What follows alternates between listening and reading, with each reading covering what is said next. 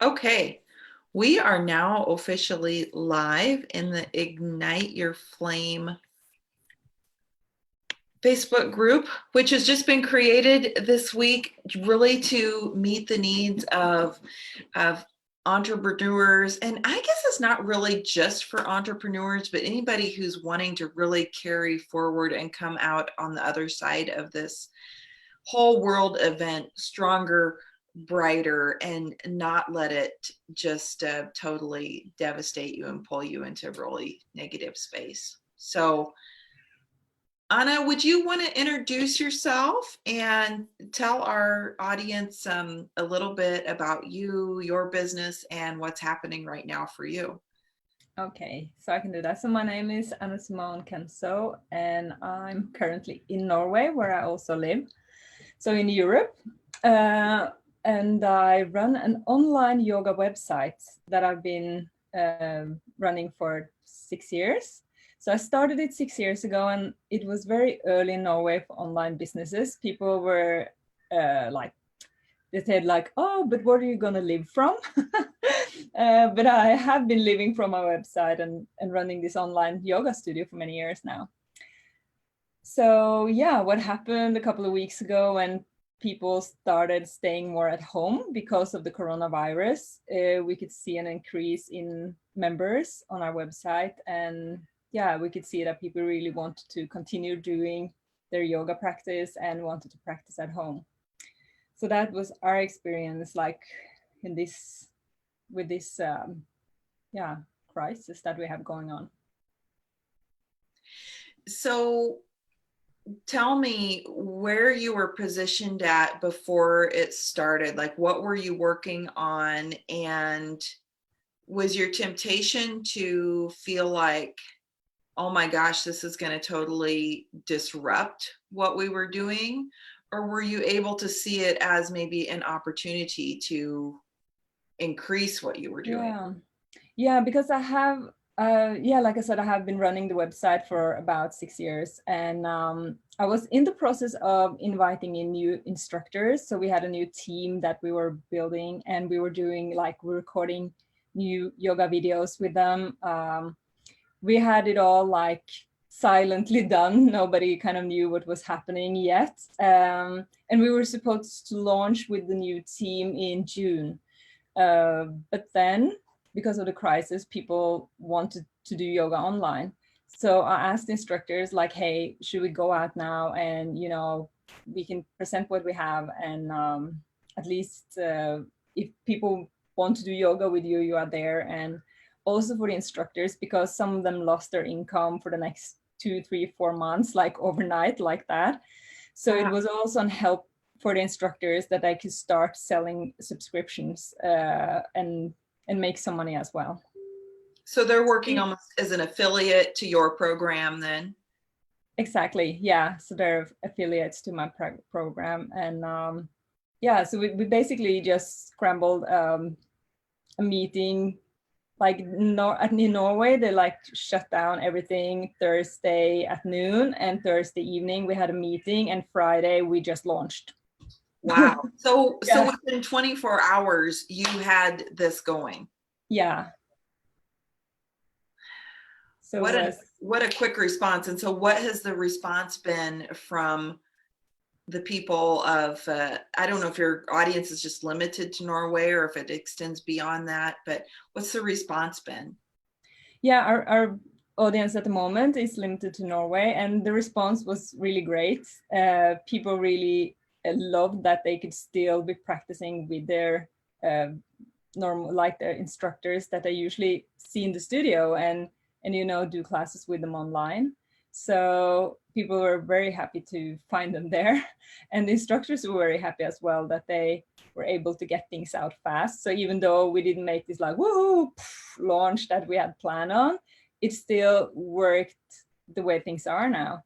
But then it was interesting because within 3-4 days, maybe 5, a lot of studios started streaming their classes online live. Some recorded them. So also after a few days, we had 100 new competitors in our industry, which we used to have 3 And then we had like 100, and most of them were like just giving yoga away for free because like, oh, everybody needs yoga now and you've all paid for it, so we're just going to make it open for everyone.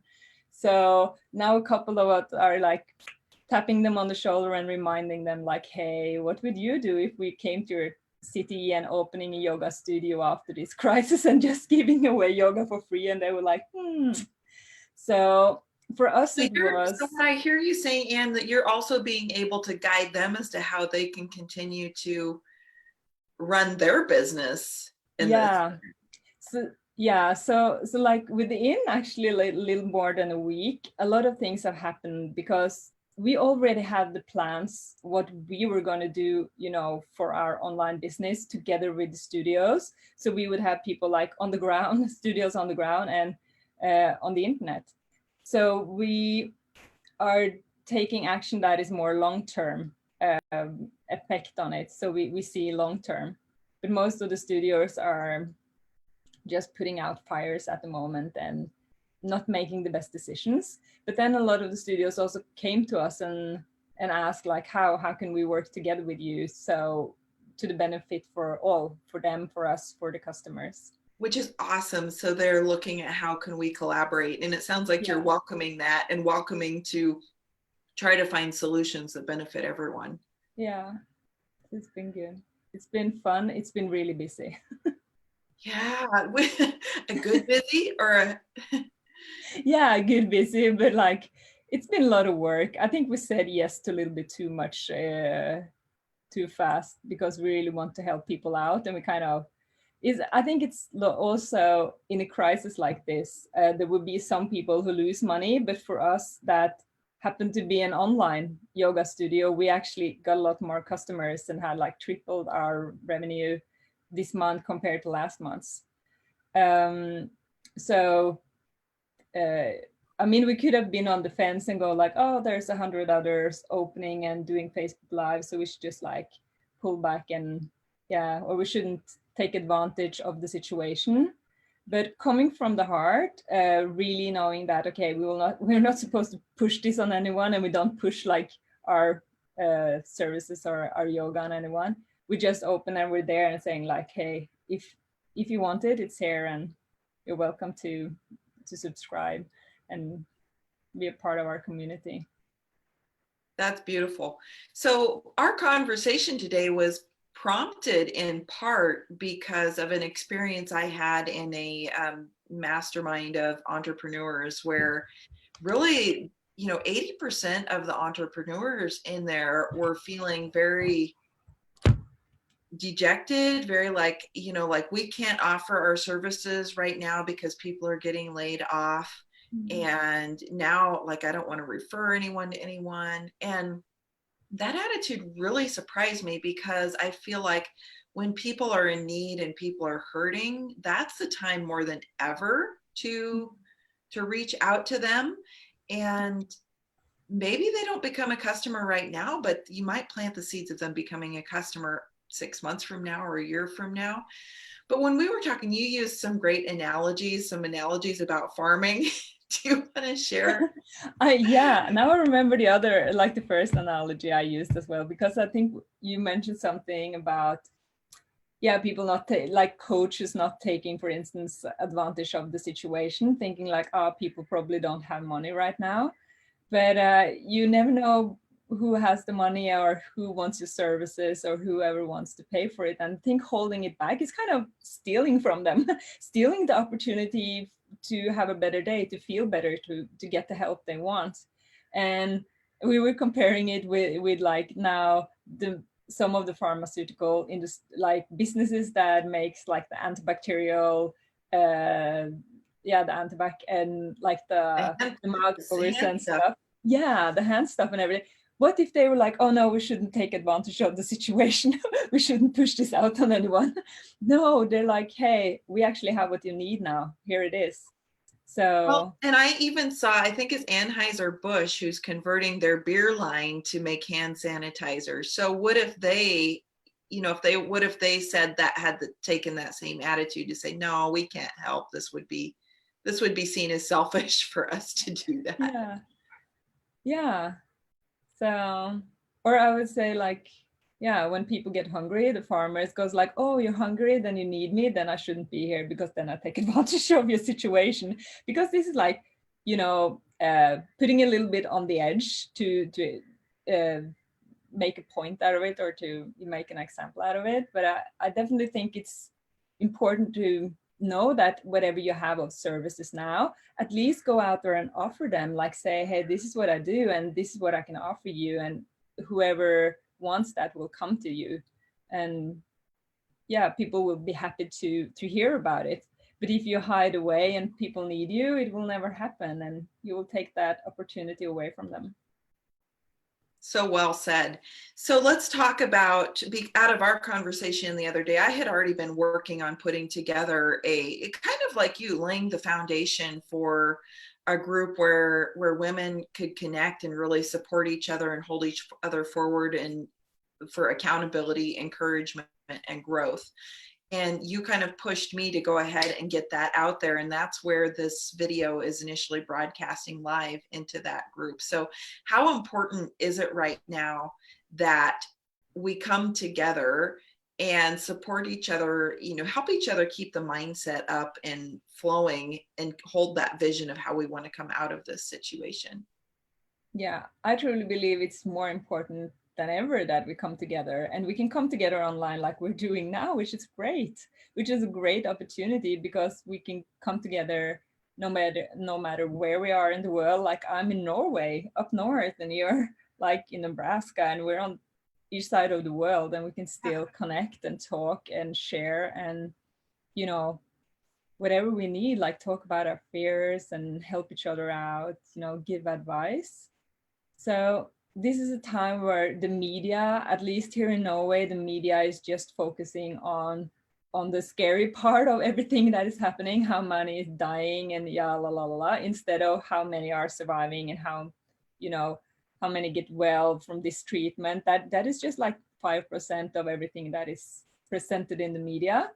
And we need something to balance that out. We need something that lifts us up and takes away that fear. And yeah. Awesome. Well, if you're watching this video and you're in the group, and you know somebody who should be in the group, please invite them to join, because the more that we work together and pull together, we're going to survive and thrive through this, not just survive. So do you have any other words of wisdom that you want to share before we part ways? Yeah, I think like now what I see some people do, they take this, what I call responsibility, the ability to respond. When you get this like feeling like, hey, this is what I want to do, this is that feels like the right thing to do now, just jump on and do it. And it might not make totally sense at the moment, but if you can just know that you are doing something that comes from your heart, and is guided from above, as I believe it is, that is definitely the time to do it, because things are happening really fast, and if people need you now, they need you now. So like we had this meeting just a couple of hours after they closed Norway down, and some hours after that we were up and running with like new instructors, and a couple of days later with new videos and everything. And yeah, and we also made a Facebook group that we had like we thought we were gonna have like 40 or 50 people maybe interested coming in, and then we had 1,000 almost like within a couple of days. That's amazing. Joining the group. And we did just Facebook lives, and we put up a schedule and things we thought would be fun to share, and did that. And yeah, it was really giving us a lot more than we expected, with like communication with our customers, and just showing them that we are here. So take action when you feel inspired action. I love that, inspired action, because that's action not out of fear, but out of aligned energy. Yeah. Beautiful. And let's give a shout out to B School and Marie Forleo, because that's where we met, right? True. Yeah. several years ago. So it's been Yeah, interesting what it's relation. kind of a funny story. I think should we say a little bit about that story? Because Yeah, yeah. Go ahead. Let's do. it So was yeah, you want you to start? no, you initiated, like it was because you posted something in the group. So I'll let you start from share your story. Okay. So I needed or I wanted an accountability partner because I had a project and I could just not make myself move forward. And I thought, like, this is the time to get an accountability partner. And I went into this Facebook group on Marie Forleo. There's probably like 17,000 people there. At least that was at the moment back then, some years ago. And I was like, who wants or can do this? And you showed up. And we just started, finding out how you could be my accountability partner. And you were then doing your coaching, like training as a coach. So I was your like dummy student. My practice. Yeah. And we did like, how long did we do accountability? Like 4 months? It was 3 or 4 months, I think. Yeah. So yeah, but we really got to know each other and we kept in touch ever since. And now we are meeting like every week, doing not accountability, but more like friendship sharing. And let's not forget, I got to visit you last summer in Norway with my daughter. It was like an amazing dream come true where we spent, my daughter and I, well, we spent 3 weeks in Europe, but we spent almost half of that with you. Mm-hmm. And then, yeah, how important this has been for both of us for like emotional support and business support, just having a friend there, who kind of in this same business, kind of the same life as each other. I mean, right. Yeah.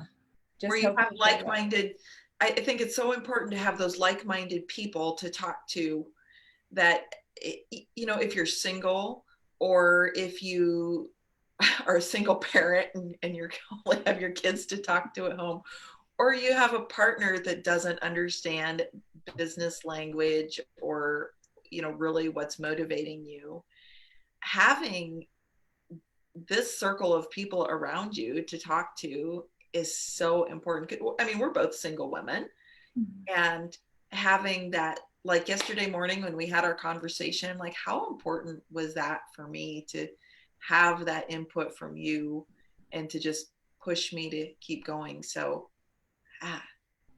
yeah, important. And it can be done online. I was amazed how you can really connect heart to heart with people on a deep level online. Yeah. Without never having met them before. Right. Because we had developed that relationship for several years before we met in person last year. And then there's the things in person that you see like, oh, you're taller than I thought you were. You're shorter than I thought you were. Or I was the chubby American visiting Europe, or, whatever. So it's those things that, some of those things that you don't see, but the people of who you are come across online just the same. Definitely. Beautiful. Great. I'm happy to have you in my life, Vicki. I'm really happy to have you in my life. Likewise. And thank you for being here today. And I look forward to your business success and having a conversation like on the other end of this and seeing like, okay, a year from now, 6 months from now, like what was the result of that action that you took now?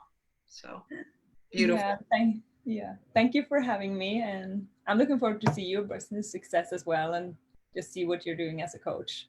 I loved having you as my coach when I was, you were my accountability partner and coach back then. Yeah, it's amazing. Okay, well, until next time, we'll talk to you soon. Yay. Bye.